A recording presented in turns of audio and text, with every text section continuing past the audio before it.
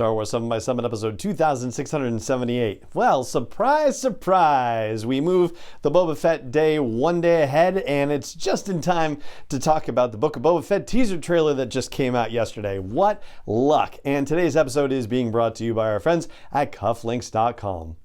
Punch it!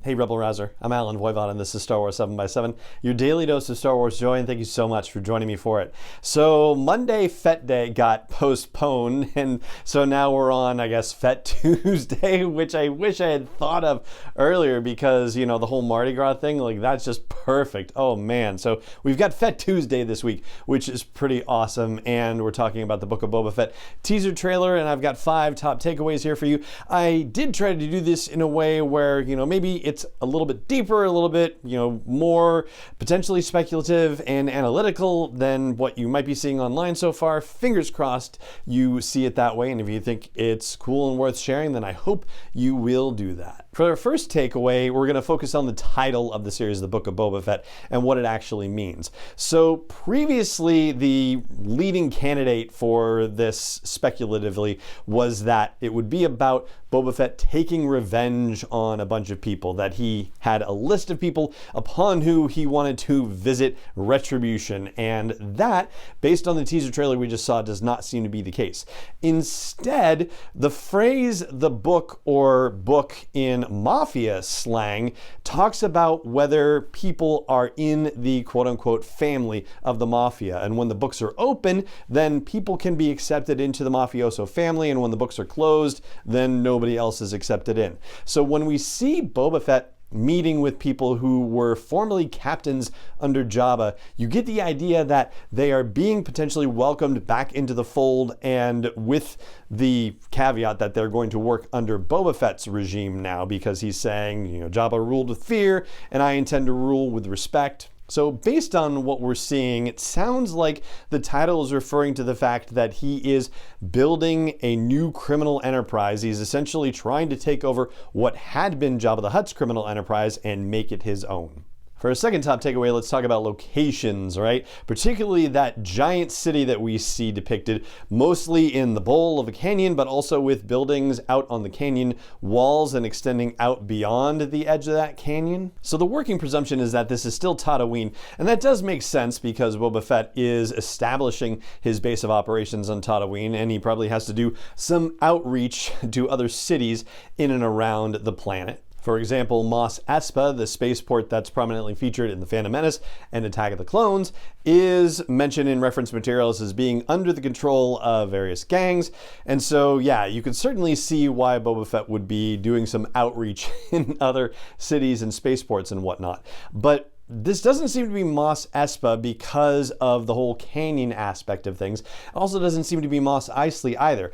And as far as locations that we've heard about in various places, well, Anchorhead on the way to Mos Eisley, there's deleted footage from A New Hope. And yes, it doesn't necessarily have to look like that deleted footage, but it doesn't look like that deleted footage either. So I'm going to throw out a city name here for you which might possibly fit, and that's Bestine. So Bestine in Legends was the capital city of Tatooine, and that was recanonized not too long ago in the Star Wars Complete Locations book from DK Publishing. And shockingly enough, there is a tie between Bestine and Obi-Wan Kenobi, and I'm going to save that detail for you for a little later in the show. But for now, let's move on to a third top takeaway, which has to do with that action sequence we see toward the end of the teaser. I have to say, it felt a little bit odd for me, in particular because of the way it started out with Boba Fett's helmet rolling on the desert floor and coins spilling out of the bucket. Well, for a start, it actually looked kind of flimsy and not what I expected the inside of Boba Fett's helmet to look like. Like, for example, there seems to be a lack of electronics, which you would imagine would be in place because he has that little thing that drops down that helps him range find for shooting missiles off his back and that sort of thing.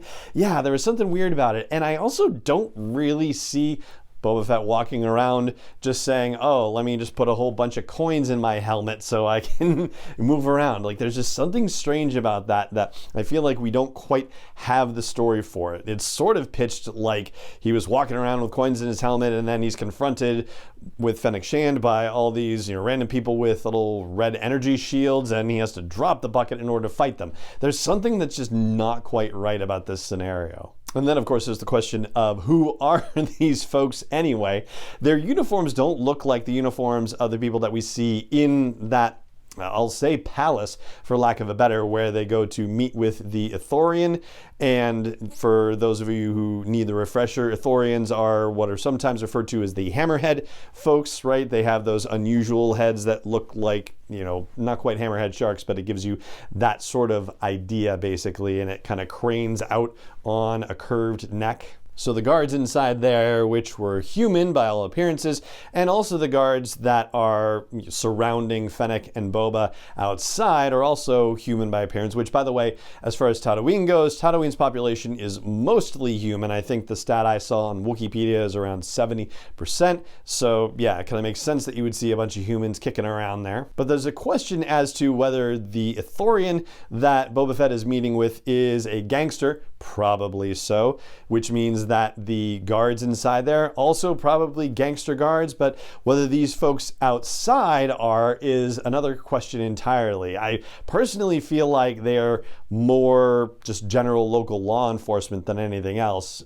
And that's as opposed to, say, enforcers for a particular criminal gang, right? So, for example, they're not the Pikes and they're not Crimson Dawn. Crimson Dawn uses these folks called Hylobon enforcers. They basically look like they walked off the set of Planet of the Apes. So yeah, local law enforcement is my working theory on that one. For our fourth top takeaway, we'll talk about that tagline, every galaxy has an underworld. And so the mind jumps, as it sometimes does, to the notion of Star Wars Underworld, which was a TV series that was in development in the early 2000s, where they had something like 50 scripts that had been produced or ideas pitched or something to that effect, and they had talked about anywhere from 100 to even 400 episodes being produced at some point in the future overall, had they been able to get this thing off the ground, except they weren't because it was just too expensive to make at the time and do it as a TV series. It was really more in a sort of feature film category, but they just had too big of a story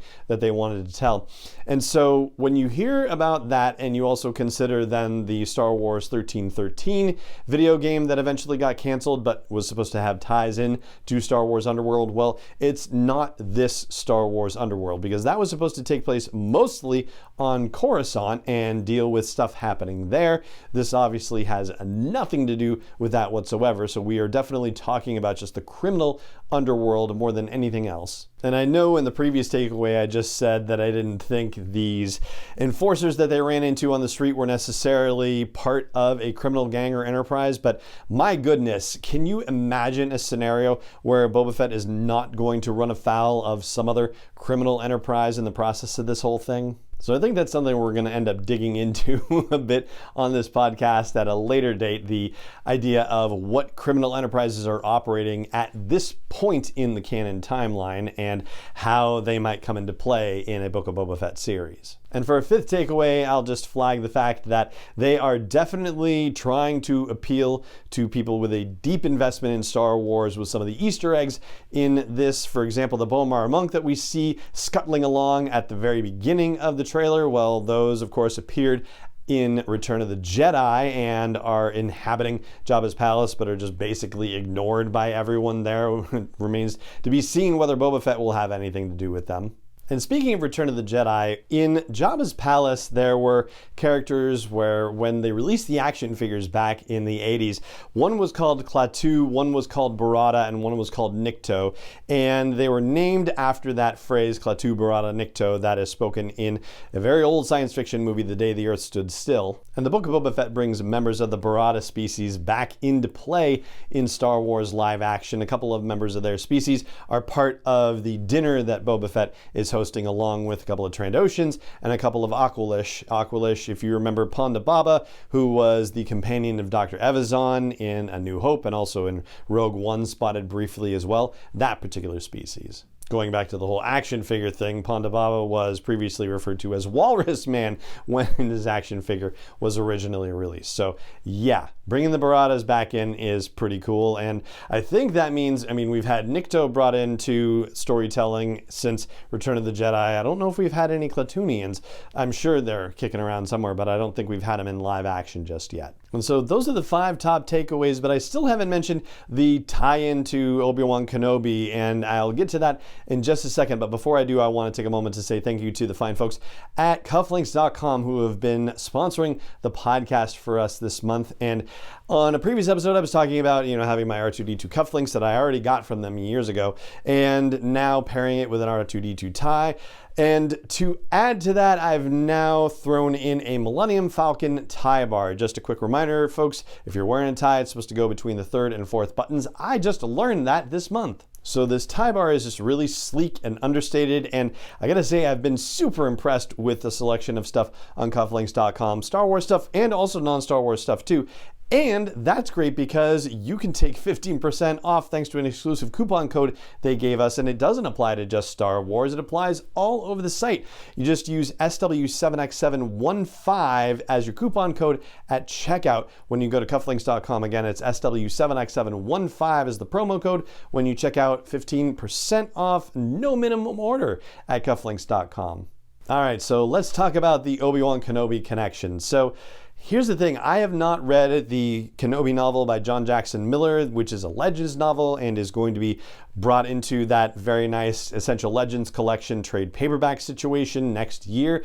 But here's the thing, Bestine is mentioned in the Kenobi novel, and apparently it is the settlement that is closest to where Obi-Wan Kenobi is holed up on Tatooine. Now, we're not going to see Obi-Wan Kenobi's hut in the Book of Boba Fett unless it somehow randomly shows up in flashbacks, because Boba Fett was actually in that hut at one point and had a fight with Luke Skywalker in it, but eventually Darth Vader had the whole thing atomized, and so yeah, it doesn't exist in the current timeline for the Book of Boba Fett, but there is a possibility that we could see Boba Fett and Luke Skywalker fighting in flashback, if that happens, inside Obi-Wan Kenobi's hut.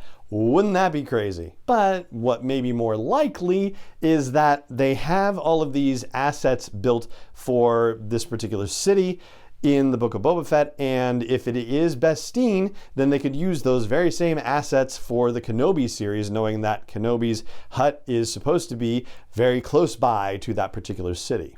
So there you go, that's 5 top takeaways about the Book of Boba Fett teaser trailer, and a bonus thing about its potential links to Obi-Wan Kenobi, and that is going to do it for this episode of the show. It just remains for me to say thank you so much for joining me for it as always, and may the Force be with you wherever in the world you may be.